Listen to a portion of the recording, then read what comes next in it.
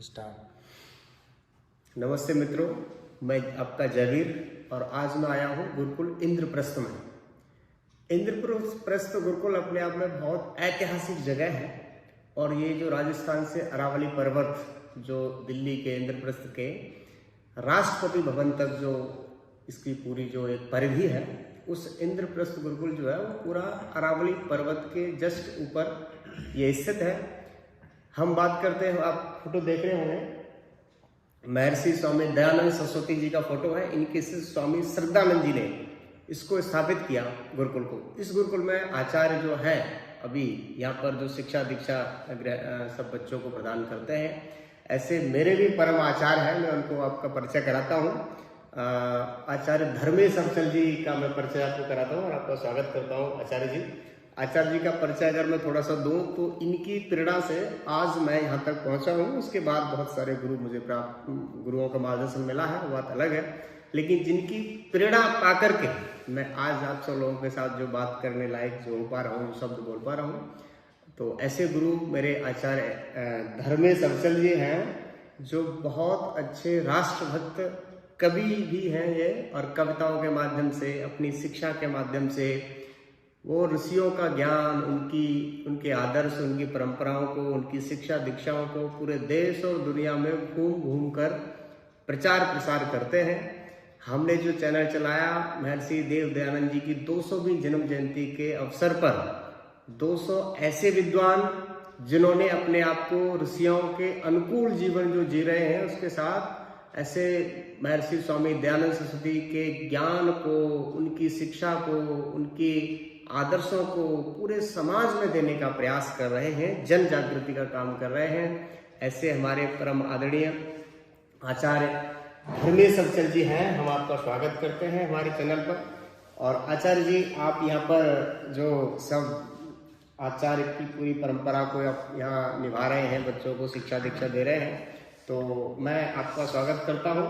और आप किस प्रकार महर्षि दयानंद के जीवन से आपके जीवन में परिवर्तन आया और कैसे आपने उस गांव गली से निकल के, जहां पर ये शिक्षा को लोग इतना महत्व नहीं दे पाते हैं, किस प्रकार आप यहां तक पहुंचे, कैसे महर्षि दयानंद की कौन सी बात आपको प्रभावित करी जो समाज को बताने योग्य है, जो उनका भी जीवन कुछ समझ सकता है? बहुत बहुत धन्यवाद जयवीर जी। ये मेरा सौभाग्य ही नहीं, परम सौभाग्य है। मैंने आपको पढ़ाया है और आप महर्षि दयानंद के सपनों को साकार करने के लिए संकल्पित हैं। आज गुरुकुल इंद्रप्रस्थ में आप आए हुए हैं, आपका हार्दिक अभिनंदन है, स्वागत है।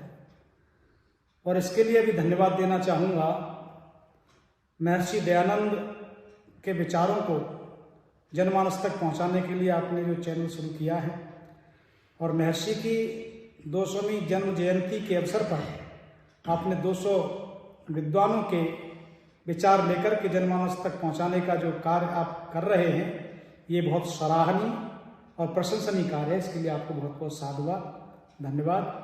जहाँ तक मेरा सवाल है, आज समाज में मैं कैसे आया, महर्षि दयानंद सरस्वती के विचारों से कैसे प्रभावित हुआ। जब हम कक्षा 11 में श्री कृष्ण इंटर कॉलेज सांकरा में पढ़ते थे जी, उनका नाम तो नहीं ध्यान, लेकिन एक प्रचारक आए थे उसमें। उन्होंने बहुत जबरदस्त महर्षि दयानंद और समाज के ऊपर अपना प्रवचन दिया जी, विद्यार्थियों के लिए, छात्र छात्राओं के लिए। उनके प्रवचनों में ऐसा लगा कि आज जो समाज पाखंड, अंधविश्वास, जादू टोने टोटके, गांव में जो फंसे हुए लोग, वहाँ का सही रास्ता कहीं मिल सकता है तो बाहर समाज है। मैंने 9 रुपये में उस समय सन 1995 की बात है, सत्यार्थ प्रकाश खरीदा था।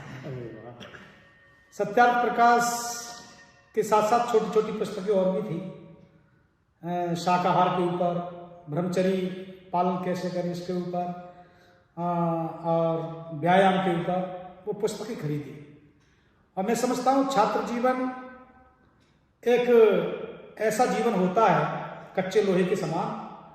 उस समय उस जीवन को, उस छात्र को जैसी दिशा और दशा मिल जाए वो उस तरफ मुड़ जाएगा। तो हमें सत्यार्थ प्रकाश पढ़ने को मिला। उन उपदेशक जो आए थे महानुभाव, उनका प्रभाव पड़ा और स्वामी जी के सत्यार्थ प्रकाश को पढ़ने के बाद कौन नहीं बदला। ये देश की आजादी उनकी देन है। फिर तो जहां भी जलसा होता, आर्य समाज दादा, आर्य समाज छर्रा, वहां विद्वानों के विचार सुनने को मिलते। और मैं समझता हूं सत्यार्थ प्रकाश पढ़ने के बाद और आर्य समाजी विद्वान के संपर्क में आने के बाद एक व्यक्ति के अंदर चटपटा पैदा होती है। जिस परिवेश में वो जी रहा होता है और इधर स्वामी दयानंद और आर्य समाज के विचारों के बीच संघर्ष होता है। जो पुण्यभागी होता है, ईश्वर की जिस पर कृपा होती है, वो व्यक्ति स्वामी जी की तरफ खिंच जाता है। और ये कहा जाता है कि कमक्ति का छाता जिसके सिर पर हो, आचारहीन पुनंत वेदा, आचरण से ही व्यक्ति को वेद भी पवित्र नहीं करते, ऐसे व्यक्ति नहीं बदल पाते। लेकिन जिसमें थोड़ी सी भी अगर करंट है, ईश्वर की कृपा उस पर बरस रही है, कमक्ति का छाता उसके सिर से हट गया है, तो कौन ऐसा है जो स्वामी दयानंद और आर्य समाज रूपी माँ की गोद में आने के बाद अपने को नहीं बदला। तो उस श्रेणी में हम भी थोड़े से साहित्य के बारे में बात की कि सत्यार्थ प्रकाश मैंने पढ़ा और जो एक आचार्य जी जो वहाँ पर आए, जिनका वक्तव्य आपने सुन करके आपके हृदय में ज्वाला प्रज्वलित हुई महर्षि दयानंद के बारे में जानने की। जी, तो महर्षि दयानंद के बारे में जब आपने पढ़ा तो कौन सी ऐसी संस्मरण आपके जीवन में है जो आप दर्शकों को बताना चाहेंगे? स्वामी जी की जो बात सबसे मुझे पसंद आई, वो सीधा सरल रास्ता, कोई झंझट नहीं। आपको आर्य समाजी बनना दुनिया में सबसे सरल बात है। आप नशे को छोड़ दो, आप पाखंड को छोड़ दो, क्या बात है, आप अंधविश्वास को छोड़ दो। वाह, बहुत सीधा सरल रास्ता है। मैं समझता हूँ दूसरे संप्रदाय, दूसरे पंथ, दूसरे मजहब जितने हैं, उनमें झमेले हैं, जाल है, मकड़ जाल है, वो फंसाते हैं। लेकिन स्वामी जी के यहाँ कोई स्वतंत्र करते हैं। और एक सबसे बड़ी जो बात मुझे लगी, दूसरे सत्संगों में आत्मा, परमात्मा, जीवात्मा, ऐतिहासिक वर्णन, रामकृष्ण की बातें तो होती हैं, लेकिन एक राष्ट्रभक्ति और अमर क्रांतिकारियों की बात जो स्वामी जी के आश्रम में होती है, वो कहीं नहीं मिलती। और इस बात ने मुझे अंदर से झकझोरा। रामप्रसाद बिस्मिल का वो संस्मरण मुझे याद आता है, जब मैंने पढ़ा कि पिता ने कहा, पिता को भड़काया, तुम्हारा बेटा आर्य समाज में जाता है और ये बिगड़ जाएगा। पंडित रामप्रसाद बिस्मिल की जो आप बात कर रहे हैं जी, तो उनके जीवन में भी सत्यार्थ प्रकाश को पढ़ के ही बदलाव आया जी, ऐसा भी हाँ, सुना है। उन्हें पढ़ के ही उन्हें वो बदले। जी, तो रामप्रसाद बिस्मिल से कहा पिताजी ने, रामप्रसाद बिस्मिल या तो आर्य समाज छोड़ दिया, घर छोड़ दिया। तो रामप्रसाद बिस्मिल ने कहा पिताजी, आर्य समाज मेरी माँ है और माँ को छोड़ा नहीं जाता। अरे क्या और घर से बिस्तर उठा के वो आर्य समाज में चले गए। और आर्य समाज की देन थी कि रामप्रसाद बिस्मिल जैसा क्रांतिकारी, जिसने देश को आजाद कराने के लिए फांसी के फंदे को चुन लिया था, तो एक रामप्रसाद बिस्मिल का उदाहरण है। कितने 85% आर्य समाज से प्रभावित लोग थे, पर तब सीतारमैया को लिखना पड़ा, देश की आजादी में योगदान स्वामी जी का है, उनके अनुयायियों का है। तो एक चिनगारी है आर्य समाज। आर्य समाज कोई मत, संप्रदाय, पथ नहीं है, एक आंदोलन है। और इस आंदोलन से जो जुड़ गया उसका कायाकल्प हो जाता है, उसका स्वास्थ्य समझ जाता है। अवगुण धीरे धीरे नष्ट होते चले जाते हैं और पुरुष से महापुरुष की श्रेणी में व्यक्ति आता जाता है। दिव्यता उसके अंदर प्रकट होने लगती है, चरित्र का श्रेष्ठ होने लगता है। तो ऐसी आर्य समाज तो वो पारसमणि है, स्वामी दयानंद वो पारसमणि है, सत्यार्थ प्रकाश वो पारसमणि है, जो इसके संपर्क में लौह रूपी व्यक्ति आता है, वो सोना बन के, कुंदन बन के तैयार हो जाता है। आपने बड़ी सुंदर बात कही कि अगर आर्य समाज बनना है तो झूठ को छोड़ दे, पाखंड को छोड़ दे और नशे को छोड़ दे और महर्षि दयानंद के सत्यार्थ प्रकाश को पढ़ ले, तो वो आर्य समाज हो जाएगा। उसके जीवन में तमाम जो दिव्यता के जो गुण हैं वो आएंगे। जी, आपने अभी पंडित रामप्रसाद बिस्मिल का जो नाम लिया, इस प्रकार के और भी बहुत सारे क्रांतिकारी हैं, तो आप जरा ये बताएं कि कौन कौन से क्रांतिकारी जो ऐसे रहे जिनकी भारत को आज़ादी में योगदान रहा और महर्षि दयानंद से प्रभावित रहे। मैं तो समझता हूँ ऐसा कौन सा क्रांतिकारी था गरम दल का जो स्वामी जी से प्रभावित न हुआ हो। कुछ के नाम अगर आप लेना चाहें। रामप्रसाद बिस्मिल, चंद्रशेखर आजाद, सरदार वल्लभ भाई पटेल, सरदार भगत सिंह, करतार सिंह सराभा, अशफाक उल्लाह खां। ओहो, अशफाक उल्लाह खां मुस्लिम धर्म से थे। अस्तगफुरुल्लाह, मुस्लिम धर्म से थे, वही मैं कह रहा हूं। हाँ, चंद्रशेखर आजाद जब ये क्रांतिकारियों के संपर्क में आए, अशफाक उल्लाह खां बिस्मिल के संपर्क में आए, तो सबने कहा, क्रांतिकारियों ने जो वैदिक धर्म से ताल्लुक रखते थे, बोले हमारे प्रार्थना है परमेश्वर से, ईश्वर से, कि हम माँ भारती का काम करके इस शरीर को बलिदान करके पुनः इसी भारत माँ की गोदी में आकर के खिले। तो अशफाक उल्लाह खां ने कहा, मैं इस चीज से मजबूर हूं, मेरा मजहब इस चीज में गवाही नहीं देता, क्योंकि इस्लाम पुनर्जन्म को नहीं मानता। तो इतने नजदीक अशफाक उल्लाह खां जैसा व्यक्ति आर्य समाज से प्रभावित था, और क्रांतिकारी बनने की प्रेरणा अपने साथियों से मिली जो आर्य समाजी थे। और स्वामी श्रद्धानंद का नाम देखिए, आप जिस गुरुकुल में बैठे हैं, ये गुरुकुल क्रांतिकारियों की स्थली रहा है। नेताजी सुभाष चंद्र बोस 8 दिन भूमिगत रहे, जो कोठरी आपने अभी देखी थी जी। अंडरग्राउंड जो असेंबली हॉल है क्रांतिकारियों का, इसमें मीटिंग किया करते थे स्वामी श्रद्धानंद का सानंद पाने के लिए। अभी गुरुजी ने हमको यहाँ इस गुरुकुल में हम हैं, इंद्रप्रस्थ गुरुकुल है, स्वामी श्रद्धानंद जी ने इसकी स्थापना की जी। कौन से सन में की थी? 1916। 1916 में स्वामी श्रद्धानंद जी ने इस गुरुकुल की स्थापना की। यहाँ पर एक शहीद संग्रहालय है जी, शहीद संग्रहालय बना हुआ, उसमें जितने भी क्रांतिकारी थे उनकी सब मीटिंग हुआ करती थी, और उनके भी चित्र लगे हुए हैं जी। तो इस गुरुकुल के बारे में पूरा जो बता रहे थे उसको एक बार विस्तार से आप बताएं। हाँ, गुरुकुल इंद्रप्रस्थ अन्य गुरुकुलों से थोड़ा अलग है। ऐतिहासिक पृष्ठभूमि यहाँ से जुड़ी हुई है। क्रांतिकारी लोग आते थे, बीहड़ जंगल था, और स्वामी श्रद्धानंद आंदोलन से जुड़े थे। आपने इतिहास में पढ़ा है, जब हत्याकांड हुआ, अमृतसर का जलियांवाला हत्याकांड हुआ, तो कोई उसके बाद स्वागत अध्यक्ष बनने को तैयार नहीं था कांग्रेस में। स्वामी जी ने वो बीड़ा उठाया और एक ललकारा। चांदनी चौक पर घटना, आपको रॉलेट एक्ट का विरोध करते करते स्वामी जी ने अपने सीना खोल दिया था अंग्रेजों के सामने। तो कहीं ना कहीं ये गुरुकुल क्रांतिकारियों की स्थली रहा है, क्रांतिकारियों के चढ़ पड़े इस गुरुकुल में, और हमारा आपका सौभाग्य है कि हम इस पर आज बैठे हुए हैं, बातचीत कर रहे हैं। तो स्वामी जी ने 1916 में इसकी स्थापना की थी। बीहड़ जंगल था, क्रांतिकारी लोग यहाँ रहते थे। अंग्रेजों को मालूम पड़ा, किसी ने कहा कि स्वामी जी के गुरुकुल में बम बनाए जाते हैं। ओहो। अंग्रेज अधिकारी आया, अंग्रेज अधिकारी बोला स्वामी, हमने फोटो देखा संग्रहालय में। जी जी, अंग्रेज अधिकारी का आगमन जी, तो वो उसी समय की घटना है जी जो आप जी बता रहे हैं। जी। अरे हमने सुना है कि आपके गुरुकुल में बम बनाए जाते हैं। स्वामी जी बोले, हाँ, मेरे गुरुकुल में बम बनाए जाते हैं, और आओ मैं आपको वो बम दिखाता हूँ। स्वामी जी व्यायामशाला की तरफ ले गए। कुछ बच्चे दंड लगा रहे थे, कुछ बैठक लगा रहे थे, कुछ अखाड़े में कुश्ती लड़ रहे थे। क्या बात। स्वामी जी ने इशारा करते हुए कहा, ये मेरे बम है, और ये एक बम जब फूटेगा तो ब्रिटिश हुकूमत को यहाँ से खदेड़ने के लिए मजबूर कर देगा। और सुनो, ये बम है मेरे, और आप ये चाहते हो बम कैसे बनाए जाते हैं, बम बनाने का फॉर्मूला क्या है, तो बम बनाने का फॉर्मूला भी आपको देता हूँ। और उन्हें सत्यार्थ प्रकाश उस अंग्रेज अधिकारी को भेंट की। क्या बात, क्या बात। तो ये वो गुरुकुल है।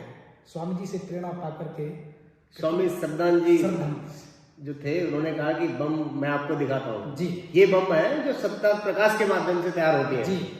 वाह, क्या ये स्वामी जी महर्षि दयानंद ने जो सत्यार्थ प्रकाश में स्वदेशी की बात कही, स्वामी दयानंद ने जो ये बात कही कि विदेशी राज्य कितना भी अच्छा क्यों न हो, लेकिन स्वदेशी से श्रेयस नहीं हो सकता, उन सपनों को पूरा करने का संकल्प और बीड़ा स्वामी श्रद्धानंद जी ने उठाया था। काश स्वामी जी थोड़े दिन और जी लेते तो इस देश की अलग ही तस्वीर होती। शुद्धि आंदोलन उन्होंने चलाया इस गुरुकुल को केंद्र बना करके।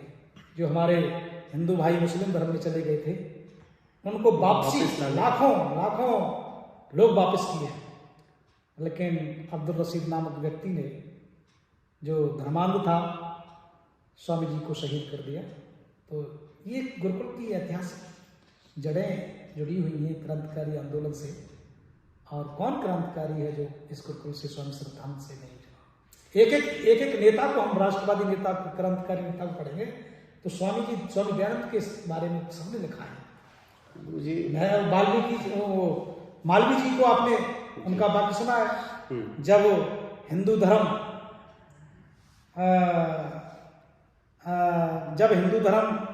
जब आर्य समाज दौड़ता है तो हिंदू धर्म चलता है, जब आर्य समाज चलता है तो हिंदू धर्म खड़ा हो जाता है, अच्छा, जब आर्य समाज खड़ा हो जाता है तो हिंदू धर्म बैठ जाता है, और जब आर्य समाज बैठ जाता है तो हिंदू धर्म लेट जाता है, और जिस दिन आर्य समाज लेट गया उस दिन हिंदू धर्म खत्म हो जाएगा। क्या बात, क्या बात। तो आर्य समाज ने हिंदू धर्म की रक्षा की है। आज मंदिर बन रहा है, लोगों को समझने की आवश्यकता है। आज मंदिर बन रहा है, मंदिर के लिए कितना योगदान आर्य समाज का है। हैदराबाद, जूनागढ़, चाहे रियासत कोई भी रही हो, स्वामी दयानंद सरस्वती की ही देन है, आर्य समाजियों की देन है, जिन्होंने विलय कर पाए। पटेल जी ने कहा था कि आर्य समाज नहीं होता तो हैदराबाद जैसी रियासत हमारे हाथ में नहीं आता थी। तो एक एक गौरक्षा आंदोलन हो, आर्य भाषा हिंदी बचाओ आंदोलन हो, संस्कृत बचाओ आंदोलन हो, राष्ट्रीय आंदोलन हो, देश की आज़ादी का आंदोलन हो, कहाँ इस आर्य समाज का योगदान नहीं है। हर एक आंदोलन के पीछे महर्षि खड़ा दिखाई देता है, महर्षि दयानंद दिखाई देता है, तो इसका बहुत बड़ा योगदान है। और वो स्वामी श्रद्धानंद खड़े दिखाई देते हैं। बड़ी अच्छी आपने बात कही। अभी जो पतंजलि गुरुकुल, पतंजलि जो विश्वविद्यालय है, उसके माननीय प्रतिकुलपति डॉक्टर महावीर अग्रवाल जी हैं, तो वो गुरुकुल में जो दिल्ली में जो गुरुकुल है, गुरुकुल गौतम नगर, उसके यज्ञ के ब्रह्मा थे, स्वामी प्रणवानंद जी के संरक्षण में चलता है। उनसे मैंने बात की, जैसे आपसे मैं बात कर रहा हूँ वैसे उनसे बात की, तो उन्होंने बताया कि आज जो राम मंदिर बन रहा है, राम मंदिर के जो तथ्य हैं, मतलब उसके जो प्रमाण है वो वेदों में है जी। और महर्षि दयानंद ने वेदों की ओर मोटो नारा लगाया, बैक टू वेदास। तो वो प्रमाण उसमें जो रामभद्राचार्य जी हैं उन्होंने बताया, और वो दिव्य चक्षु उनको है, तो उन्होंने इस बात का जब प्रमाण दिया तो वहाँ के जो जस्टिस, चीफ जस्टिस जो है, उन्होंने इस बात को मान करके उसको, वो मुस्लिम धर्म से था, वो मुस्लिम धर्म से था। हाँ, तो ये मतलब दूसरे लोग जो आर्य समाज से थोड़े दूर रहते हैं, इसको समझते नहीं है और उतना महत्व देते हैं, और पढ़े लिखे लोग इसका विरोध कर देते हैं कई बार मूर्ति पूजा के विषय पर। लेकिन ये उनको किस तरह से हम समझाया जाए कि भाई पूरे वसुंधरा के लिए, यानी पूरे भारत के लिए जितने भी हिंदू हैं वो सबके लिए उन्होंने प्रयास किया, इतने अद्भुत क्रांतिकारी तैयार किए। वेदों में भगवान श्री राम का जिक्र उन्होंने किया, तो उन्होंने पूरा मंत्र बोल के बताया। तो भगवान श्री राम भी वेदोक्त जीवन जीते थे जी। तो किस प्रकार से वो इन सबसे जुड़े हुए थे, तो एक बार कैसे आप लोगों को बता पाएंगे कि भगवान श्री राम को भी श्री राम और कृष्ण, श्री राम ये भी आर्य समाज के आदर्श हो, वो उसको जीवन को जीने वाले लोग। भारतीय संस्कृति के ये दो महत्वपूर्ण और सशक्त स्तंभ हैं, मर्यादा पुरुषोत्तम श्री राम, योगेश्वर श्री कृष्ण। आर्य समाज किसी की बुराई नहीं करता, लेकिन आर्य समाज यथार्थ जो सत्य है उससे परिचित कराना चाहता है। स्वामी जी ने कहा है कि हमारे पुरखों को, हमारे महापुरुषों को, हमारे आप्त पुरुषों को बदनाम करने की चेष्टा की गई। इतना योगीराज कृष्ण का उन्होंने लिखा है कि एक भी लांछन चरित्र के दृष्टिकोण से, किसी भी दृष्टिकोण से कोई कमी, कोई बुराई योगीराज कृष्ण में नहीं है। लेकिन विधर्मियों ने हमारे धर्म ग्रंथों में जबरदस्ती बिगाड़ पैदा किया, और क्या क्या कृष्ण के ऊपर आक्षेप लगाए गए, क्या क्या राम के ऊपर आक्षेप लगाए गए कि शंभु ऋषि का वध किया। मर्यादा पुरुषोत्तम श्री राम जैसा व्यक्तित्व जो जात पात के विरोधी होकर के उन्होंने वनवासियों को, देखो सबरी के बेर खाए, निषादों के मित्र थे, वनवासियों को लेकर के लंका पर फतह की, ऐसा व्यक्ति शंभु ऋषि का वध कर सकता है। और हमारा योगीराज कृष्ण इस पर चरित्रहीनता का आरोप लगाते हैं, और राधा और कृष्ण को लेकर के जो अश्लील साहित्य लिखा गया, अश्लील गाने, आपने गीत सुना हुआ के लिए घेरी वन में आए, श्याम तन कैसी ठानी गई, ये हमारा महापुरुष के प्रति ऐसे गीत गाए जाते हैं। तो आर्य समाज इन चीजों का विरोध करता है। आर्य समाज योगेश्वर कृष्ण और मर्यादा पुरुषोत्तम की भूर भूर प्रशंसा करता है। ये हमारी संस्कृति के, हमारे वैदिक संस्कृति के स्तंभ हैं। इन्हें निकाल दिया जाए तो भारतीय संस्कृति में है ही क्या।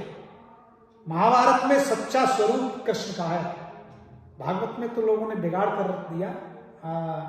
आज कहाँ से क्या क्या परोसा जा रहा है, आसमान उस चीज का विरोध करता है। उस पर जाएंगे तो घंटों इसी में निकल जाएंगे जी। तो मर्यादा पुरुषोत्तम श्री राम तो एक आदर्श मित्र, आदर्श पति, आदर्श गुरु, आदर्श शिष्य, आदर्श सेवक, आदर्श स्वामी और आदर्श शत्रु, आदर्श जिसका जीवन रहा हो, जिसने सिखाया हो कुटुंब कैसे चले, पत्नी के प्रति क्या व्यवहार हो, मां के प्रति क्या व्यवहार हो, और उस व्यक्ति पर मर्यादा पुरुषोत्तम राम पर भी लांछन लगाए गए हैं। शंभु ऋषि का वध कर सीता को निकाल दिया। उसके पीछे जो ध्येय है, जो आदर्श है, जो कल्याणकारी भावना, उस पर ध्यान नहीं देते। मर्यादा पुरुषोत्तम श्री राम ने सीता को वाल्मीकि ऋषि के आश्रम में अपनी संतान का उचित निर्माण, संस्कारित होने के लिए, शिक्षा दीक्षा के लिए भेजा था। उस दृष्टिकोण को ध्यान नहीं देते। योगीराज कृष्ण ने उनकी हर एक लीला, हर एक कथा के पीछे का आदर्श है, शिक्षा है, लेकिन वो शिक्षा को और आदर्श को ग्रहण न करके लोग ऊपरी चीजों को, आर्य समाज ये करता है, आर्य समाज वो करता है, आर्य समाज सही रूप में महापुरुषों को जैसे हैं उस रूप में मानता है। महर्षि ने कितनी बार रामलीलाओं का विरोध किया। हमारे पुरुष, हमारी आज रामलीलाओं का देखिए, सीता बीड़ी पीती है, राम जो चरित्र बनता है वो क्या है। तो आदर्श राम, मर्यादा पुरुषोत्तम श्री राम की बुराई उन्होंने नहीं की।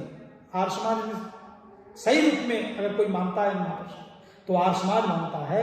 बाकी जो लांछन लगाए जाते हैं महापुरुषों के ऊपर, आर्य समाज उनका विरोध करता है। और मर्यादा पुरुषोत्तम श्री राम का अयोध्या में मंदिर बन रहा है, आर्य समाज भूर भूर प्रशंसा करता है उसकी, क्योंकि वो हमारे एक ऐतिहासिक पुरुष हैं, मर्यादा पुरुषोत्तम है, एक प्रेरक है। हम उनके चित्र से, उनके चरित्र में ढलने की बात करें, उनके आदर्शों से अपना आदर्श बनाएं। 100 आदर्शों को लेकर एक चरित्र बना लिए हम। सब तीर्थों का एक तीर्थ, बस हृदय पवित्र बना लिए हम। इस चीज को आर्य समाज मानता है। क्या बात है। और मैं बताता हूँ गुरुजी, आप पूरे देश और दुनिया में घूम घूम करके आर्य समाज का ही नहीं, भारतीय संस्कृति और सभ्यता का प्रचार प्रसार करते हैं और ऋषियों के संदेश घर घर, हर दिल तक पहुंचाते हैं, हर युवा तक पहुंचाते हैं। बहुत सम्मान आपको मिलता है, मंचों पर आपको देखा जाता है, बड़े बड़े मंचों पर बड़े बड़े लोगों के साथ आपको देखा जाता है, हमें बड़ा गौरव होता है। और आपके केवल चरित्र को देख करके, आपके व्यवहार को देख करके मैं आपसे प्रभावित हुआ। प्रकाश संत कॉलेज गुरुजी का बताते हैं, गुरुजी अलीगढ़ से हैं और अलीगढ़ में जो कासमपुर गांव है तरौली तहसील में, वहाँ गुरुजी का निवास है, यानी उनका जन्म स्थान है। आज गुरुजी वहां से निकल करके आपने मेरे जैसे कितने शिष्यों को प्रेरणा दी होगी और आपसे प्रेरणा पाओगे। पहले प्रेरणा पुरुष आप मेरे हैं और उसके बाद स्वामी रामदेव जी जैसे गुरु मिले और कई सारे ऐसे गुरु मिले, लेकिन इसके पीछे मैं प्रणाम आपको ही करता हूँ बार बार। अब आप जब यहाँ तक पहुंचे तो यहाँ महर्षि दयानंद के जीवन से प्रभावित होकर ये स्थान जो आपने बनाया है, और इस स्थान से लोग गौरवान्वित भी होते हैं, लोग प्रेरणा भी पाते हैं और बहुत कुछ आगे तक जाते हैं। तो यहाँ तक जाने का श्रेय आप किसको देते हैं और कौन सी बात महर्षि दयानंद की बहुत ज़्यादा आपको प्रभावित करी, और यहाँ आने तक का जो रास्ता आपका है उसमें बहुत सारी बाधाएं आपको आई होंगी, बहुत सारे संकट आए होंगे, बहुत बार लगा होगा कि शायद यहाँ तक नहीं पहुँच पाएंगे, शायद आपने सोचा भी नहीं होगा कि यहाँ तक आप पहुँच पाएंगे। तो वो किस किस प्रकार की चुनौतियों का सामना आपने किया, और वर्तमान में जो युवा है और जो आपसे बहुत सारा जुड़ा हुआ है पूरे क्षेत्र का युवा, क्योंकि प्रकाश संत कॉलेज में आप पढ़ाते थे, सुधीर बाबू आर्य जी जो बड़े अच्छे धर्म के प्रचारक भी हैं और हम जैसे युवाओं को मार्गदर्शन देते हैं, तो सुधीर बाबू आर्य जो प्रकाश संत कॉलेज के प्रबंधक हैं, तो उनके साथ जितने जुड़े हुए युवा हैं वो सब आपको जानते हैं आज भी। और सुधीर बाबू जी अपने कॉलेज में मैं जानता हूँ कि आज भी आपका नाम गौरव और गर्व से लेते हैं कि हमारे कॉलेज के में जो पढ़ाते थे धर्मेश अफजल जी, जो राष्ट्रीय स्तर पर वो अपना जो है मार्गदर्शन लोगों को देते हैं कविताओं के माध्यम से, आपकी कविताएं भी सुनेंगे। तो वो यहाँ तक का सफ़र, कौन कौन सी चुनौती आपको आई और युवा अपने आप को किस प्रकार से महर्षि दयानंद के जीवन से अपने आप को संभाल ले, वो संदेश आपके माध्यम से आप क्या देना चाहेंगे? महर्षि के विचारों से जो व्यक्ति जुड़ जाता है जयवीर जी, तो मैं समझता हूँ सीधा सरल रास्ता है, मैंने अभी बताया। और आप मुझे प्रेरणा स्रोत मानते हैं अपना, ये आपका बड़प्पन है। ईश्वर जब कृपा करता है तो कहीं न कहीं से किसी न किसी प्रेरणा को भेजता है, और आप बहुत बड़ी ऊंचाई पर हैं, राष्ट्र का काम कर रहे हैं, भारत माता का काम कर रहे हैं और महर्षि का काम कर रहे हैं। और मेरी तो शुभकामनाएं और शुभ आशीर्वाद आपके साथ है कि आप और महर्षि का काम करें, भारतवर्ष में ही नहीं विश्व में आप वैदिक ज्ञान से, योग शिक्षा से दुनिया को आलोकित करें। महर्षि के रास्ते पर जब व्यक्ति चल पड़ता है और तो तमाम बाधाएं तो आती हैं, बिल्कुल, क्योंकि आपको उन लोगों से लड़ना है जो इस विचार से को नहीं मानते। आर्थिक संकट भी आते हैं, हाँ, सामाजिक संकट आते हैं, वैचारिक संकट आते हैं, पारिवारिक बाधा, रिश्तेदारों की बाधा आती है। जी, तो तमाम अगर कोई नया युवा अगर शुरू करे तो वो आपसे प्रेरणा लेगा इस वीडियो के माध्यम से। जी। तो सरल सीधा रास्ता तो है ही। अब व्यक्ति क्या होता है, जिस ढर्रे पर चल रहा होता है उसे छोड़ने में उससे बड़ा कठिनाई होती है। जैसे गांव में आपने देखा होगा ऊट पटांग तांत्रिक लोग। एक व्यक्ति से मेरा परिचय हुआ जो तांत्रिक टाइप था। मेरा तो कहने का मतलब गुरुजी यही है कि इस चीजों में जो फंसे हुए वही लोग मैं- हैं वही उसी उनको चीज पे आ रहा हूं। आसानी से कैसे एक सही मार्ग पर ले जाया जाए। उसी चीज पर आ रहा हूँ। तो मैंने उनसे कहा कि आप इस चीज से निकलिए, ये तो आपको नरक काम ही बनाएगा। तो उस व्यक्ति ने कहा कि नहीं, ये तो अब तो हम इसी में पागल हैं और इसी में मरेंगे, अब इससे हम नहीं निकल सकते। तो निकल सकते हो आपके अंदर थोड़ी सी दृढ़ इच्छा शक्ति हो, थोड़ा आप संकल्पवान बने, थोड़ा व्रत लें तो आप निकल सकते हो।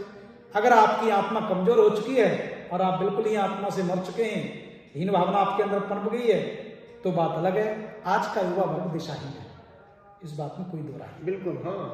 दिशाहीन युवा वर्ग के लिए संस्कार देने की कहीं बात अगर मिल सकती है, कहीं दिशा मिल सकती है, तो महर्षि दयानंद और आर्य समाज जैसी संस्था है। क्या बात। अब व्यक्ति क्या है, चैनलों से चिपका है। युवा वर्ग अश्लीलता की ओर जा रहा है। जो मोबाइल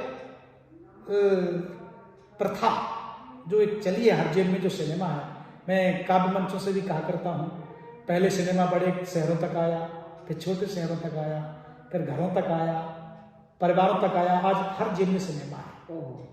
और जब हर जेब में सिनेमा है, उस सिनेमा से परोसा क्या जा रहा है?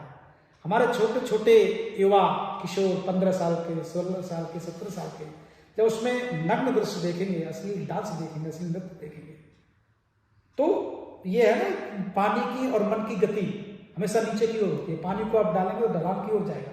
ऐसे ही मन गंदी चीजों को, छोटी चीजों को जल्दी पकड़ता है।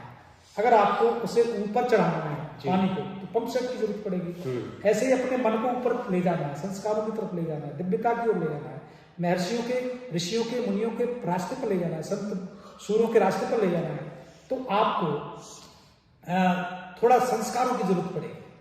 और वो संस्कार आपको मिलेंगे जैसे आपने मुझे प्रेरणा स्रोत माना, तो ऐसे ही आप किसी साहित्य को पढ़ें, उचित साहित्य पढ़ें, सत्यार्थ प्रकाश को लें, महर्षियों के जीवन चरित्र पढ़ें, अच्छी पुस्तकें पढ़ें, सत्शास्त्रों का अध्ययन करें। अब आज का युवा ये भी कहता है कि ना ये पढ़ाई में बाधा है। मैं नहीं मानता ये पढ़ाई में बाधा है। आज कितने IAS और जज पढ़े लिखे और वैज्ञानिक आत्महत्या कर लेते हैं। क्यों कर लेते हैं? ये उनकी शिक्षा में कमी रही। बड़ा प्रश्न है कि अच्छे शिक्षित और सफल लोग सफल क्या करते हैं? अच्छा, उनकी वो आत्मा से बलवान नहीं होते, उनका हृदय कमजोर होता है, वो परिस्थितियों का सामना नहीं कर पाते। परिस्थितियों का सामना करने वाला योद्धा अगर कोई बनाता है तो आर्य समाज बनाता है। क्या बात। आज युवा, किशोर, बालक आर्य समाज के सिद्धांतों से जुड़े, तो इसको सत्यार्थ माने गुरुजी कि आप जैसे आर्य योद्धा से हम वार्तालाप जो कर रहे हैं, हमने जो एक माध्यम बनाया चैनल, ये उनको परिस्थितियों से लड़ने की शक्ति सामर्थ्य इसके माध्यम से मिलेगी। बिल्कुल। ये कहा जाता है कि दयानंद का सिपाही कभी आत्महत्या नहीं कर सकता। ओहो। दयानंद का सिपाही, गुरुकुल का ब्रह्मचारी और आर्य सिद्धांतों में पला, बढ़ा और पढ़ा व्यक्ति आत्महत्या नहीं कर सकता, क्योंकि उसके अंदर एक ईश्वरवादी होता है, आस्तिक होता है। और आत्महत्या वो करता है जो केवल ईश्वर पर विश्वास तो करता है लेकिन अंदर से विश्वास नहीं करता। ईश्वर जैसी सत्ता को अगर वो माने तो फिर वो आत्महत्या क्यों करे? अगर ये वो मान जाए कि आत्महत्या दुनिया का सबसे जघन्य अपराध है, आप किसी को गोली मार दें, वो उतना बड़ा अपराध नहीं है, लेकिन अपने को मिटाना ये सबसे बड़ा अपराध है। अपने को मिटाना अपराध कम नहीं है। आप राष्ट्र के लिए काम कर रहे हैं, संस्कृति धर्म के लिए बलिदान हो गए, आपने अपने प्राण दे दिए। सुप्रसिद्ध में कहा गया है सूर्य नाम तेनों का अंधेन कंसावरता जी तास्ते प्रत्यावक्षन्ति एके चात मनोजन जी, तो वो वही भाव आप बता रहे हैं। वही भाव है। तो वो बलिदानी परंपरा, राष्ट्र के लिए समर्पित होना, क्योंकि गीता का आत्मा का अमरता, पुरुषार्थ और कर्म का सिद्धांत जो व्यक्ति आत्मसात कर लेता है वो बलिदान होता है, हंसते हंसते बलिदान होता है। ये कभी क्या बलिदान होगा जो आत्महत्या के लिए उतारू हो जाते हैं। तो आर्य समाज, भगत सिंह भी बहुत अच्छे आर्य समाजी थे, बिल्कुल, इसीलिए वो हंसते हंसते जी हंसते हंसते जो उन्होंने दी, हंसते हंसते पीछे का जो ज्ञान है महर्षि दयानंद की शिक्षा का ज्ञान। जी जी, मैंने कहीं लिखा था आर्य समाज क्या चीज है, उसमें लंबी रचना है, उसमें कुछ पंक्तियां इसमें भी आती हैं। जहाँ अकेले दयानंद दुनिया से भिड़ जाते हैं, श्रद्धानंद संगीनों के भी आगे अड़ जाते हैं, पर सत्यार्थ प्रकाश जहाँ बन गए वीर बलदानी, जहाँ याद आते शेखर सुभाष झांसी की रानी, जहाँ भगतपुर बिस्मिल्लाह खां की अमर कहानी, वीर हकीकत लेख राम बंदा की भी कुर्बानी, बटकेश्वर लाहिड़ी सराबा के पौरुष की गाथा, दुश्मन के आगे जिनका ना कभी झुकाता माथा, राणा के भाले का कर्तव्य वो हल्दी घाटी, जहाँ स्मरण रहती वीर शहीदों की परपाटी, जिसके अरमानों में सदा स्वदेशी और स्वराज है, दुनिया के सारे प्रश्नों का उत्तर आर्य समाज है। आर्य समाज ऐसा कौन सा प्रश्न है जो आर्य समाज के पास न हो? आज का ये बात जोड़े, एक हमारे आर्य समाजियों की भी थोड़ी सी कमी है। आर्य समाज में आपने देखा होगा कि बहुत सारे बुजुर्ग लोग तो आके बैठ जाते हैं, लेकिन अपने बच्चों को, अपनी युवाओं को लाना नहीं चाहते। ये आर्य समाज में आना चाहिए, अपनी संतानों को जोड़ो। मेरे 2 बेटे हैं, मैं दोनों को वेद पाठ, यज्ञ, संध्या, महापुरुषों की गाथाएं पढ़ना, ये बच्चों को हम नहीं देंगे तो कौन देगा? ध्यान रखना, ये मन है, आप संस्कार नहीं देंगे, विशुद्ध साहित्य की बातें, महापुरुषों की कथाएं नहीं सुनाएंगे तो बच्चा दूसरी तरफ ढल जाएगा, अश्लील नृत्य सिनेमा की तरफ बढ़ जाएगा। 1947 के बाद, 1947 से पहले जितना देश का चारित्रिक पतन, देश का सांस्कृतिक पतन ये असली सिनेमा में जितना किया है ना, उतना अंग्रेज ने नहीं किया। 1947 के बाद जितना इस असली सिनेमा ने नुकसान किया है, उतना अंग्रेजों के शासनकाल में नहीं हुआ। तो भटकाव है। आज पढ़ने के नाम पर हम बच्चे को क्या बनाना चाहते हैं, एक पैकेज के लिए हम क्या बनाना चाहते हैं, ये IIT और ये वो सारा अच्छी नौकरी कर ले, लेकिन नौकरी किसके लिए है? आपको 12 लाख का पैकेज, आज का किसी बच्चे से पूछो तेरा उद्देश्य क्या बेटा, मेरा IIT में सिलेक्शन हो जाए, मेरा IAS हो जाए, मैं ये बन जाऊं, वो बन जाऊं, वो किस लिए? अच्छा पैसा कमाए। लेकिन ध्यान रखना, तुम्हारा बेटा वैज्ञानिक हो जाए, डॉक्टर हो जाए, इंजीनियर हो जाए, अधिकारी हो जाए, अगर उसमें आपने वैदिक संस्कार नहीं दिए, संत शास्त्रों की मर्यादाएं उसमें नहीं डाली, तो अधिकारी होगा तो भ्रष्ट अधिकारी होगा, डॉक्टर होगा तो किडनी को चोरी करेगा, अधिकारी होगा रिश्वतखोर बनेगा, राष्ट्र को ले डूबेगा, समाज को ले डूबेगा। कुछ भी बनाइए, लेकिन उससे पहले वेद का जो आदेश है, मनोभव मनुष्य बनाइए। और मनुष्य कहीं बनता है तो वैदिक संस्कारों से बनता है, और वैदिक संस्कार कहीं मिलते हैं तो आर्य समाज में मिलते हैं, सत्याप्रकाश से मिलते हैं, अच्छे संत पुरुषों के वचनों से मिलते हैं, उपदेशों से मिलते हैं।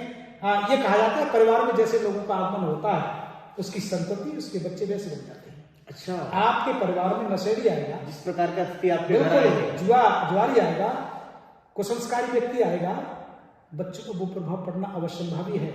आप अपने बच्चों को आप अच्छा बनाना चाहते हैं तो आपको अपने परिवार में विद्वानों को आमंत्रित करना पड़ेगा, आपको अपने परिवार को संध्या और यज्ञ से जोड़ना पड़ेगा, आपको महापुरुषों की जीवनियों से जोड़ना पड़ेगा, क्योंकि परिवार का जैसा वातावरण बनेगा बच्चे पर उसका अवश्य असर पड़ेगा। तो अपने बच्चों को राष्ट्रभक्त बनाइए, अधिकारी बने लेकिन राष्ट्रभक्त अधिकारी बने, वैज्ञानिक बने राष्ट्रभक्त वैज्ञानिक बने, पुलिस वाला बने राष्ट्रभक्त पुलिस वाला बने, कुछ भी बने, लेकिन उससे पहले मनोभव का जो आदेश है वेद का, वो बने, राष्ट्रभक्त बने, समाज को मानने वाला बने, ऋषि पथ को अपनाने वाला बने, मर्यादा पुरुषोत्तम श्री रामचंद्र और योगेश्वर श्री कृष्ण के पथ पर चलने वाला बने। जो हमारी संस्कृति के आधार स्तंभ हैं हम उन्हें भूल गए, आज लड़कियों को पूछो, तमाम कैटरीना और क्या शीला क्या क्या आदर्श बना लिए। उन्हें पूछो तुम्हारी सती सावित्री, सीता, सुइया, अपाला, घोषा, गार्गी, ये तुम्हारे आदर्श हैं। आज का युवा धर्मेंद्र, गोविंदा और क्या क्या, उससे कुछ वीर शिवा तेरा आदर्श है भाई, महाराणा प्रताप तेरा आदर्श है, चंद्रशेखर आजाद, वीर हकीकत, पंडित लेखराम, महर्षि दयानंद, स्वामी श्रद्धानंद, महाशय राजपाल, ये तेरे आदर्श हैं। इनकी गाथाएं पढ़, तब तेरे अंदर संस्कार जगेंगे, तब तू राष्ट्रभक्त बनेगा। और तू कुछ बन या मत बन, सबसे पहले मनुष्य बन जा, मनोरम राष्ट्रभक्त बन जा, और तो चीज बाद में तू बनी जाएगा। कौन है ऐसा जो पेट न भरता हो? और केवल पेट भरने की विद्या हमने सिखाई बच्चों को। तो मैं समझता हूँ कि पशु में और हमें क्या अंतर रह जाता है? हमें पशु में ये तो अंतर है कि हमारे अंदर तर्क शक्ति है, बुद्धि है, विवेक है, अच्छा बुरा करने की समझ है, उचित अनुचित करने की समझ है। और केवल हम व्यसनों में फंस करके आज की लंपट काले समाज की छाया में पड़ करके अपने को भ्रष्ट करने, अपने बच्चों को भ्रष्ट करने, कितने भी करोड़ों की संपत्ति जोड़ लेना, वो सब बेकार है। और एक अभी मैंने थोड़ी देर पहले आपको बात कही थी, आप अपनी संपत्ति न जोड़ें। अगर आपके पास झोपड़ी है तो आपकी संतान संस्कारित है, वेदोक्त धर्म अपनाने वाली है, राम कृष्ण, वीर शिवा, चंद्रशेखर आजाद, सरदार भगत सिंह को आदर्श बनाने वाली है, मानने वाली है, तो आपकी वो झोपड़ी उस गगनचुंबी महल से अच्छी है जिस गगनचुंबी महल में व्यसनी रहता है, मांसाहारी रहता है और राष्ट्रद्रोही रहता है। आप अपनी झोपड़ी को उस महल से तुलना न करें।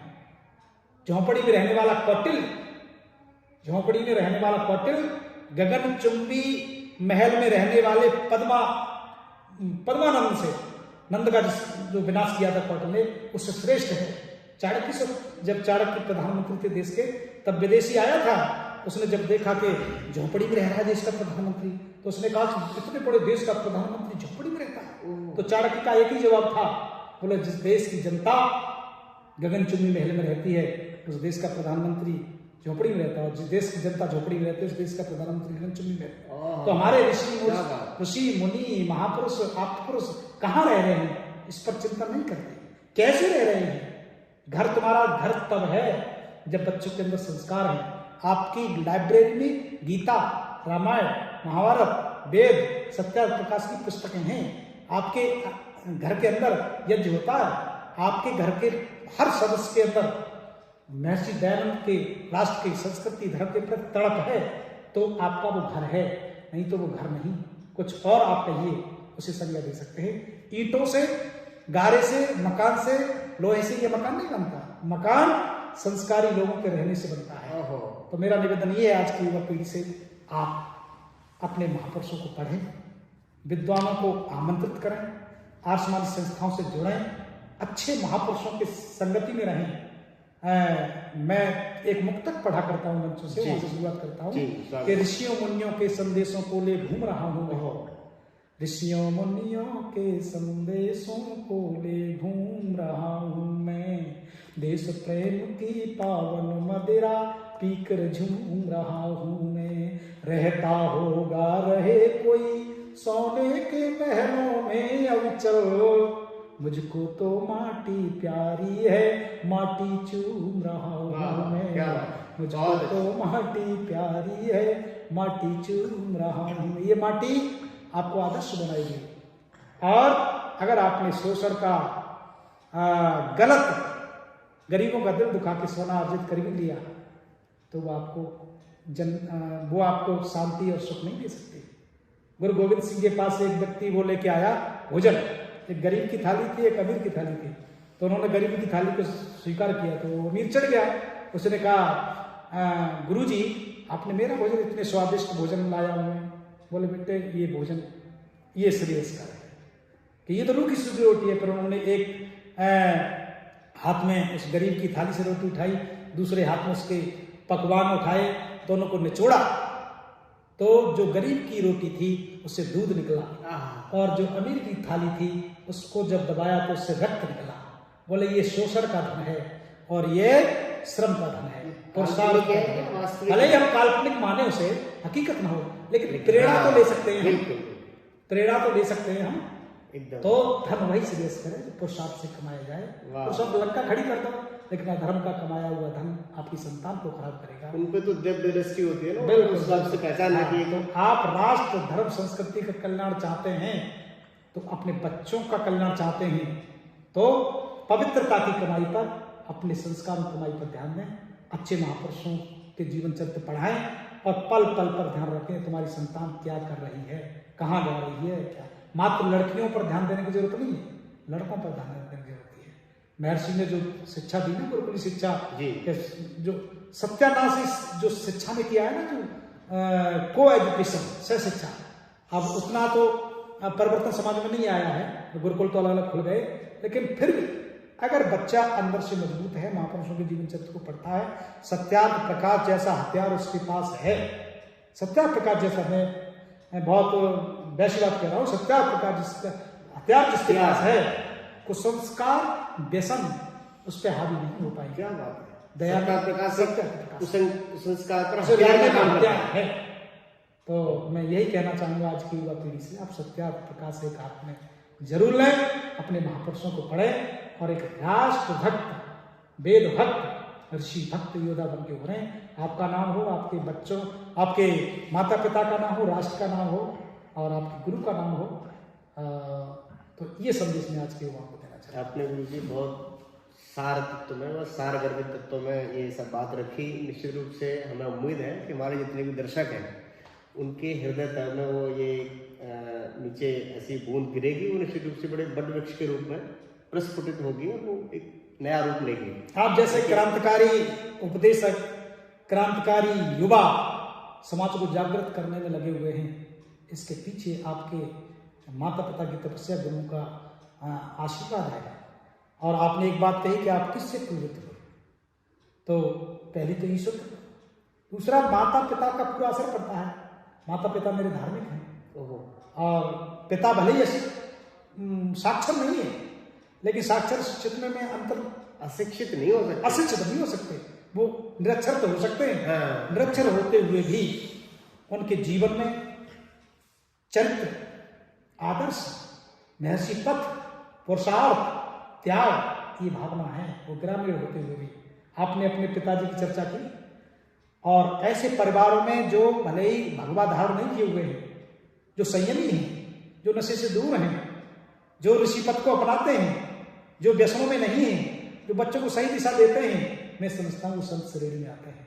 और माता पिता, महर्षि ने भी कहा, मातृवान पितृवान आचार्यवान पुरुषो वेदा, माता पिता और आचार्य जिसके धार्मिक हैं, वो व्यक्ति दुनिया में सौभाग्यशाली नहीं, परम सौभाग्यशाली है। इसमें आप भी हैं, मैं भी हूँ। क्या बात है। तो आपके माता पिता को प्रणाम करता हूँ मैं। धन्यवाद। तो बड़ी अच्छी आपने बात कही, लेकिन जो आप पूरे देश और दुनिया में ऋषि के उपदेश संदेश को लेके घूमते हैं, अभी आपने एक मुक्तक के माध्यम से बात कही, तो वो जो आपकी अपनी शैली है कविताओं की, तो कविता कभी अक्सर वो होता है जो लोगों के हृदय की बात, जो उसको शब्द नहीं दे पाते हैं, लोग उसको अनुभव करते हैं, लेकिन कवि शब्द रूप से बात को कह देता है। तो आप युवाओं के लिए अपने मुक्तक के माध्यम से क्या संदेश देना चाहिए? देखो, एक समस्या काफी दिनों से लव जिहाद की रही, हमारी श्रद्धा के 35 टुकड़े कर दिए गए, तो कहीं ना कहीं हमारी विचारधारा कभी हमारी बहनें क्यों भटक जाती हैं, क्यों बेटियां भटक जाती हैं? बिल्कुल, वो अपने आदर्शों को भूलती हैं। तो कहीं मैंने लिखा था एक बार कि भारती माँ की अखंडता अछूड, भारती माँ की अखंडता अछूड रखने को प्रबल प्रचंड पराक्रम को प्रसार दो, सरतन से जुदा की सोच पैर तले रोंद, लव जिहाद की गंदगी को भी संहार दो, गजवाए हिंद का मरोड़ो ख्वाब तीव्रता से, राष्ट्रीय एकता की शक्ति को सटीक धार दो, राष्ट्रीय एकता की शक्ति को सटीक धार दो, अविचल राम कृष्ण की धराए आर्यावर्त, वेद की प्रभा से ढंग पाखंड को मार दो, वेद की प्रभा से ढंग पाखंड को मार दो, वेद की शरण में आइए, आपकी लव जिहाद की समस्या हल हो जाएगी। वेद की शरण में आइए, आपकी जो गजवाए हिंद का लोग नारा लगा रहे हैं, यहाँ समस्या हल हो जाएगी, क्योंकि राष्ट्रभक्त बनाता है आचरण, और जहाँ राष्ट्रभक्ति है वहाँ गजवाए हिंद अपने आप धूमिल हो जाएगा, लव जिहाद जैसी समस्या अपने आप धूमिल हो जाएगी। जो लड़कियाँ जो हमारी बालिकाएं वेद पढ़ेंगी, सत्याप्रकाश पढ़ेंगी, उनके भटकने की कई गुंजाइश रह जाएगी? बिल्कुल नहीं रह जाएगी। तो ये संदेश उनके लिए बहुत जरूरी है। कभी मैंने लिखा था कि भारत माँ को डर लगता है मजहब की जंजीरों से, जयचंद की करतूतों से, जिन्ना की बुरी लकीरों से, दिन प्रतिदिन छपने वाली असली नग्न तस्वीरों से, निर्धन का धन लूट लूट कर बनते हुए अमीरों से। जब तक देशद्रोहियों का फांसी से मान नहीं होगा, तब तक मेरे भारत का सच्चा उत्थान नहीं होगा। सच्चा उत्थान कब होगा? जब हमारी दंड व्यवस्था बढ़िया होगी। क्या बात। और दंड व्यवस्था कब बढ़िया होगी? जब हम महर्षि को पढ़ेंगे, सत्याप्रकाश को पढ़ेंगे, सत्याप्रकाश के अनुसार जब समाज की नीतियां बनाई जाएंगी, राज्य की नीतियां बनाई जाएंगी। तो आज की खुशी इस बात की है, इस समय जो देश में एक परिवर्तन की थोड़ी सी लहर आई है कि लोग ऋषियों के, महापुरुषों के पथ की ओर मुड़े हैं। भले ही वो भगवा के रूप में हो, पौराणिकता के रूप में हो, आरएसएस के रूप में हो, आर्य समाज के रूप में हो, लेकिन हमारा उद्देश्य राष्ट्र जी बिल्कुल, और वेद भक्त, राष्ट्रभक्त, संस्कृति भक्त, समाज भक्त तैयार है। कुछ चीजों हैं जहां पर हमारा मतभेद हो सकता है दूसरे लोगों से, हिंदुओं के तमाम मतांतरों से, लेकिन जहां राष्ट्रभक्ति है वो आर्य समाज है। जहां ऋषियों का कार्य है वो आर्य समाज है, जहां गौर रक्षा का कार्य है वो आर्य समाज है। तो कुछ चीजों को छोड़कर के अधिकांश हमारे उद्देश्य एक हैं। तो अच्छी बात है आज राष्ट्र तमाम राष्ट्रवाद की लहर में राष्ट्रभक्ति की ओर अपने ऋषियों मुनियों को याद करता हुआ, मर्यादा पुरुषोत्तम को याद करता हुआ, योगीराज कृष्ण को याद करता हुआ, शिव को याद करता हुआ आगे बढ़ रहा है और आज का युवा जुड़ रहा है। तो आज के युवाओं को आप रामायण भी पढ़ें, सत्याप्रकाश भी पढ़ें, वेद भी पढ़ें, शास्त्र भी पढ़ें, यज्ञ से जोड़ें, क्योंकि यज्ञ ही एक ऐसी क्रिया जो आत्मबल पैदा करती है, और आत्मबल जहाँ पैदा होगा वहाँ सारी बल अपने आप आ जाए। कई सारी बात गुरुजी आपने बताई इसी के ज्ञान को लेकर के, और युवाओं के पथ भ्रष्ट जो हो रहे हैं जिन कारणों से, उनको लेकर के, और जिन कारणों से वो अपने आत्मबल को खो देते हैं, अपना आत्महत्या कर लेते हैं, उन मुद्दों को लेकर के शिक्षा, संस्कार, बहुत सारे मनुष्य बनने की भी आपने गुण बताए। किस प्रकार से संस्कारवान होकर के अपने आप व्यक्ति सफल हो सकता है, वो सारी चीज़ें आपने बताई। लेकिन इस बात से हम आज की चर्चा को पूरी करेंगे। वैसे बहुत सी चर्चा और भी आपसे कर सकते हैं, बड़ा आनंद आपके साथ आ रहा है चर्चा करते हुए। आप जिस शैली से आप जाने जाते हैं, तो कुछ महर्षि के संदेश आप अपने मुक्तक के माध्यम से क्या कुछ बताना चाहेंगे? कुछ हम चाहते हैं कि जी मुक्तक भी कुछ बताएं। महर्षि तो मैंने काफी लिखा जी, और राष्ट्रकवि सारस्वत मोहन मनीषी जी मेरे काव्य गुरु हैं जी। उन्होंने कहा है कि मनीषी जी के बाद अगर आर्य समाज में कवि के रूप में कोई स्थान ले सकता है तो धर्मेश सज्जन है। ये मेरा बड़प्पन है, गुरु के मुख से मैं इन बातों को सुनता हूँ नहीं बिल्कुल, और कोशिश करता हूँ कि ऋषि एकदम सच्चाई है। हाँ, गुरुजी ने अपने बेटे को भी बहुत अच्छा कवि बनाया है, और बेटे से भी आपको मिलवाएंगे कभी। प्रशांत देव नाम है, देव प्रशांत आर्य, देव प्रशांत आर्य इनके बेटे का नाम है। और मैंने कई बार कहा कि मेरा बेटा अभी थोड़ा कौन सी क्लास में, 11वीं क्लास में इनका बेटा है। इन्होंने अपने बेटे को भी एक अच्छे लेवल का अपने तपस्या के माध्यम से उसको तपस्या भी सिखाई है, उसको कवि भी बनाया है। तो बिल्कुल जाहिर सी बात है कि आपने इतने अच्छे कवि का एक निर्माण कर दिया है, तो आप उस लेवल पर हैं, जिसको मैं मानता हूँ। जी, सब ईश्वर कृपा है। आप जैसे युवाओं से जुड़ गया है तो कोशिश रहती है भटके नहीं जी, पहले मनुष्य बन जाए और बनेगा वो बाद में बन जाएगा। क्या तो आर्य समाजी सिद्धांतों के ऊपर मैंने काफी लिखा है, लोग सराहते भी हैं। कुछ चीजें आपको देता हूँ। जी जी। अपने अंदर की बुराइयों को चुन चुन कर दूर करो, पाखंडी विचारधाराओं को विवेक से चूर करो। स्वर्ग उतर आएगा या विचल स्वतः तुम्हारे घर में ही। माता पिता को पूजो श्रद्धा से सेवा भरपूर करो। माता पिता को पूजो श्रद्धा से सेवा भरपूर करो। आज का युवा जब 1 जनवरी को मनाता है ना नंबर, मुझे दुख होता है। हाँ, ये बात रहेगी। भूल जाता है। कल 1 जनवरी आने वाली है, बड़ा सेलिब्रेशन होने की तैयारी में लोग हैं। क्या क्या लोग करेंगे, डांस करेंगे, ये हमारे नंबर्स नहीं है। हाँ, असली नंगापन दिखाया जाता है, दारू पी पी करके क्या क्या होगा। ये हमारा नंबर्स नहीं है। हमारा नंबर्स चैत्र शुक्ल प्रतिपदा को आता है। भगवान राम का राज सिंहासन और विक्रम संवत महाराज विक्रमादित्य, कितने ऐतिहासिक तत्व जुड़े हुए। और उस समय की प्रकृति छटा देखिए, प्राकृतिक छटा, पुष्प बिखर रहे होते हैं, बसंत का मौसम होता है, न ठंड होती है न जाड़ा होता है, वो हमारा नववर्ष होता है। लगे हाथ तो ये चर्चा चल गई है, मैं आपसे बात करने वाला था। जब मैं आपसे बात करने वाला तो मेरे दिमाग में कुछ चल रहा था। अब जरा दर्शकों को बता दीजिए कि नववर्ष का सही स्वरूप क्या होना चाहिए, क्योंकि बहुत सारा व्यर्थ का समय, व्यर्थ का पैसा, व्यर्थ की चीजें लुटा देते हैं। जी, नववर्ष पर हमारा चैत्र शुक्ल प्रतिपदा से जो नववर्ष आता है उसमें अभी ये हमारा नववर्ष, अभी हमारा नववर्ष नहीं है जी। हम अपना नववर्ष देखो 9 दिन तक मनाते हैं।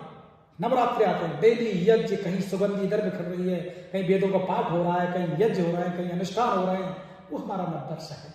तो मैंने कभी लिखा था युवाओं को इसके लिए कि हम नववर्ष 1 जनवरी को मना लेते हैं, चैत्र शुक्ल प्रतिपदा को भूल जाते हैं। इससे भी हमारी पुरानी कालगणना देखिए, 1,96,58,53,124 में हमारी सृष्टि संवत को चल रहा है। हम इसलिए तो सनातन हैं जी। किस पंथ, किस देश के पास इतनी पुरानी कालगणना है? अरे तुम कोई होगा 2024 वर्ष पुराना, कोई 1200 वर्ष पुराना, 1100 वर्ष पुराना। अरे हम सनातन इसलिए हैं 2080 हमारा संवत विक्रम संवत चल रहा है, और 1,96,58,53,124 में हमारा सृष्टि संवत चल रहा है। तो हमारे पास जब हमारी ओरिजिनल चीज है, देसी घी हमारे पास है, तो क्यों लोग डालडा और रिफाइंड के पास चले जाते हैं? मेरी समझ में नहीं आता। तब मैंने कहीं लिखने की कोशिश की, जीवन की परिभाषाएं अब खोल दिखाई देती हैं, जीवन की परिभाषाएं अब खोल दिखाई देती हैं, सच्चाई की परतें भी अब खोल दिखाई देती हैं। हिंदी का पंचांग कभी क्या तुमने खोल विचार किया? अपने को तो भूल गए, मैं काले का प्रचार किया। अंग्रेजी की अभिव्यक्ति को ऊंची शान समझते हो, हिंदी में परिचय देने में भी अपमान समझते हो। चैत्र प्रतिपदा भुला चुके, अब 1 जनवरी भाती है। चैत्र प्रतिपदा भुला चुके, अब 1 जनवरी भाती है। हिंदी सिसके कोने में अंग्रेजी इज्जत पाती है। वीर शहीदों का कितना तुम फांसी दिवस मनाते हो, क्रिसमस वैलेंटाइन डे खुशियों से खूब सजाते हो। नाग पिता के पूजन की मर्यादा तोड़ रहे हो तुम, पूरब को पश्चिम की धाराओं में मोड़ रहे हो तुम, घर का चौका छोड़ रहे, भाती तुमको तंदूरी है। इसीलिए कविता का आग उगलना बहुत जरूरी है, इसीलिए कविता का आग उगलना बहुत जरूरी है। मैंने कभी सोचा था लोग अपना साहित्य भूल गए। एक मुस्लिम बच्चे को पूछो, वो अपनी कुरान के बारे में बता देगा। एक ईसाई बच्चे को पूछो, वो अपनी बाइबल के बारे में बता देगा। लेकिन एक बच्चे को पूछो, हिंदू बच्चे को पूछो, बेटा तेरा धर्म ग्रंथ क्या है? कोई रामायण बताएगा, कोई महाभारत बताएगा, कोई वो भूल गया कि वेद मेरा धर्म ग्रंथ है, वो भूल गया ऋषियों की परंपराओं को। तब मैंने कहीं लिखा था, लाखों वर्षों से सजीव पल्लवित पोषित जो ऋषि मुनियों की देव संस्कृत का मानो हो, गंगा यमुना सरस्वती की त्रिवेणी की धार से सिंचित श्रेष्ठ वसुंधरा पे गुमान हो। अंगिरायादित्य अग्निवायु के हृदय में ज्ञान प्रादुर्भूत हुआ जहाँ उसका विधान हो। अविचल शास्त्र उपनिषद ब्राह्मण ग्रंथ आरों की वैदिक संपदा की पहचान हो। और एक भ्रांति हमारे बच्चों को पढ़ाई गई, हम बंदर की संतान है, और डार्विन बात के पीछे पड़ गए। आज भी मानता है, अरे हमारा वैदिक सिद्धांत देखिए, मनुष्य पैदा हो सकता है, हम ऋषियों की संतान है, बंदर की संतान है। तब कई 4 पंक्तियां मैंने देने की कोशिश की, इसे भूल जाओ कि हम बंदर की संतान है, ऋषियों की संतान है। हमारे महापुरुष ऋषि थे। बंदरों मनुष्य के ही पुरखे पढ़ाया गया, ऐसी खोखली अज्ञानता पे हंसी आती है। हम तो ईश पुत्र पैदा हुए मनुष्य ही, ऋषियों की सबसे पुरानी ऐसी थाती है।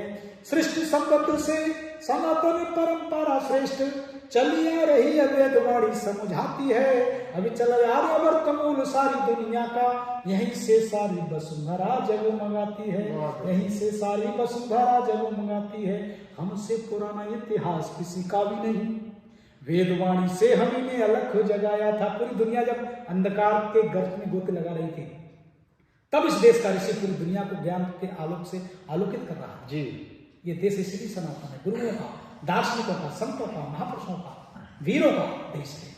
इसे तुम तुच्छ समझते हो। अपनी महापुरुषों पर, अपने दर्शन पर, अपने साहित्य पर, अपने पर्वों पर, अपनी भाषा पर, अपनी संस्कृति पर गर्व करिए, तब आप महान बनोगे। तब मैंने कहीं लिखने की कोशिश की कि हमसे पुराना इतिहास किसी का भी नहीं, वेदवाणी से हमने अलख जगाया था। और गणित, भूगोल, अर्थशास्त्र, विज्ञान, चिकित्सा, राजनीति धर्म जानो हमने सजाया था, पशुवत होके जिंदगी बिता रहा था जग, जीने का सलीका हमने ही समझाया था। अभी चल तोड़ अंध पाखंड की जंजीरों को, शक्ति भक्ति मुक्ति का संकल्प ये उठवाया था, शक्ति भक्ति मुक्ति का संकल्प ये उठवाया था। इसलिए निवेदन है, अपने पर गर्व करिए। आपको परमात्मा ने मनुष्य जन्म दिया है। मनुष्य जन्म की सार्थकता तभी होगी जब ऋषि पथ को अपनाएंगे, वेदों को पढ़ेंगे, दर्शनों को पढ़ेंगे, अच्छे महापुरुषों को पढ़ेंगे, जयवीर जी जैसे महापुरुषों की संगति में आएंगे, तब आप महान बनेंगे। आज का युवा हम आपसे जुड़े, आज के युवाओं से जुड़े जो ऋषि पथ पर चल रहा है, जो अपना आदर्श चंद्रशेखर आजाद, भगत सिंह, महर्षि दयानंद, गुरु गिरजानंद, स्वामी श्रद्धानंद, बटकेश्वर दत्त, लाहिड़ी, रोशन सिंह, करतार सिंह सराभा, गुरु गोविंद सिंह, महाराणा प्रताप और शिवाजी को मानता है, तब कल्याण। बहुत बहुत धन्यवाद गुरु जी, आपने समय देने के लिए बहुत जो है अपना मूल्यवान समय हमको प्रदान किया। हम आपका धन्यवाद, बहुत बहुत धन्यवाद, बहुत बहुत आभार।